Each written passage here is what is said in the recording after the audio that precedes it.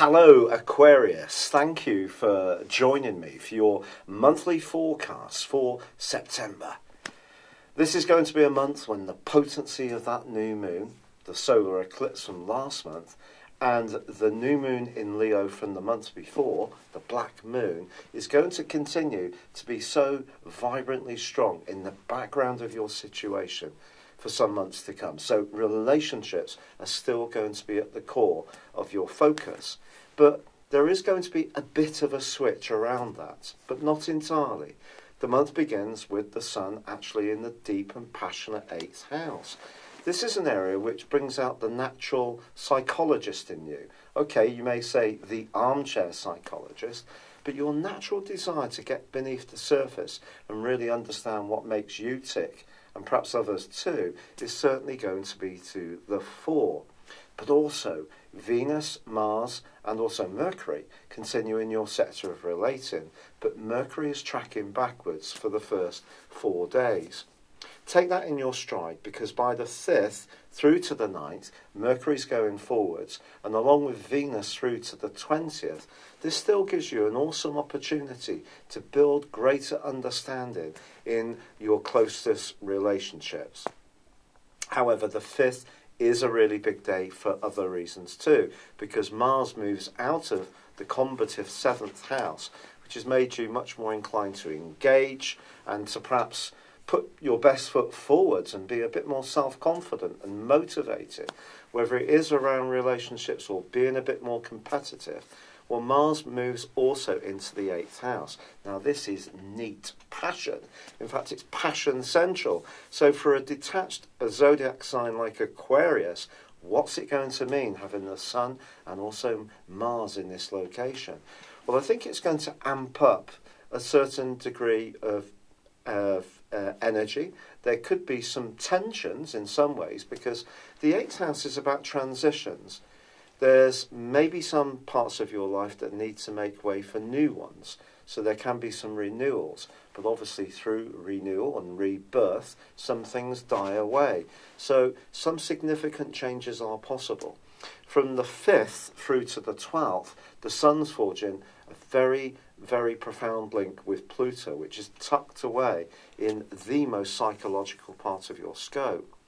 Now, Pluto and the sun's in a trine doesn't necessarily mean that outside conditions change. It can be that deep within ourselves the metamorphosis occurs, especially in these houses.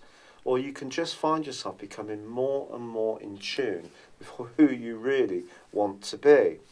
On the other hand, the sun does go into an opposition with Neptune on the 2nd, and through to the 6th is full moon. Well, the sun is going to be directly opposite Neptune, and Neptune then embraces the moon in Pisces, which for you is very much about your everyday finances, but also your sense of self-worth and your values. Neptune, of course, can be a beautiful, spiritual, uplifting and artistic influence, but equally it can be a very deceptive, dissolving and eroding kind of influence. So when it comes to your financial situation, I think this is a month, because Neptune is not just going to go opposite the sun, it also goes opposite Mercury, Venus and Mars in turn. It is going to be a month where you need to try to stay very grounded about any type of expenditure, particularly around big ticket items, or at least understanding the rationale behind any decisions that you may make. Now, usually, as again, you are someone who thinks about things carefully, but a much more emotional vibe can creep in, especially around the things you share with other people. So the 2 weeks from the 6th could see you a little bit confused about issues of intimacy, shared finance, business matters, and you do need to keep your wits about you, to be honest. But the sun's is going to be augmented by Mercury's logic through to the 9th, and Venus is going to help you to be very diplomatic and try to reach a more harmonious position with people, even if there are going to be some changes that are heading your way. Now, by the 19th, Mercury returns to the position where the retrograde began on the 11th of August. And if you have been waiting for some kind of drawdown on funds or a loan, or to hear some firm news about a business matter, that could be a key date for you. But the 20th is also a key date because it's a new moon in the sign of Virgo. And if you are someone who's more entrepreneurial, the next 4 weeks can definitely be boosted by this. But Mars is penetrating deeper into Virgo and then is joined by Venus on the 21st. Venus moving into Virgo is an interesting one. It's not really much about desire, to be honest. It's more about duty. And the combination of Venus and Mars is going to grow stronger towards the end of this month. But that is very notable because Venus and Mars side by side, especially in the 8th house, is very sexual. It's very sensual. And if you are getting to know someone and you really like them, the intimacy factor between you can really take off. But equally, because both are going to be in opposition with Neptune towards the end of this month, if you're in a relationship where someone is very elusive or even perhaps downright evasive, that could make you feel very underwhelmed. And that side of the transit through the 8th house could think you more about escaping something that doesn't feel right. So commitments can be made or reinforced, or they can be actually abandoned, depending on your unique circumstances. But then the Sun makes its way into Libra, which of course is your sister air sign. Jupiter is here. Jupiter in the first half of this month is making a great link to Saturn, your traditional ruler, which is in your sector of long-term planning, friendships and highest hopes. And it's possible that some kind of collective effort that you really can feel attracted to, some kind of good cause, can be important in the first half of this month. But then Jupiter forges a very important opposition to Uranus in the second half of this month. And I think there could be a really dazzling encounter with someone who captures your imagination.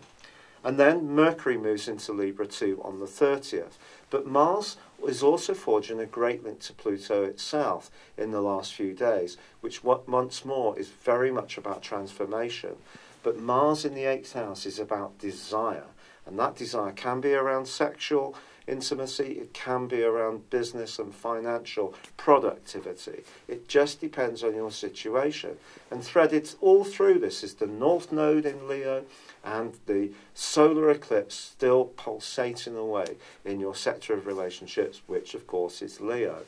So what I'm telling you is a very different kind of skyscape for Aquarius people, myself included, where we may be much more inclined to engage with people and be much less inclined to cocoon ourselves away in that more solitude type of existence that can be part of the Aquarius makeup. Of course, Aquarius people can be very friendly, but often it's with a little bit of space and room needed. But now it's very much about how those connections are with others. And this, therefore, can be a very seminal time in the whole year. It's been a real pleasure being with you. Thank you for joining me. Good luck, and goodbye for now. Hello, thank you so much for watching my video. I'd love you to join me at my Horoscope Ace app. You can find this at www.horoscope-ace.com. You can use it through Android, iOS, Apple or Facebook.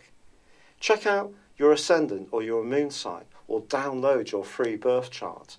There's all your favourite videos, plus there are daily, weekly, monthly and yearly horoscopes for general, love, Chinese and Indian astrology. If your passion is tarot, there's my brilliant 3-card money or love tarot readings too. And it's all there at www.horoscope-ace.com. Thank you.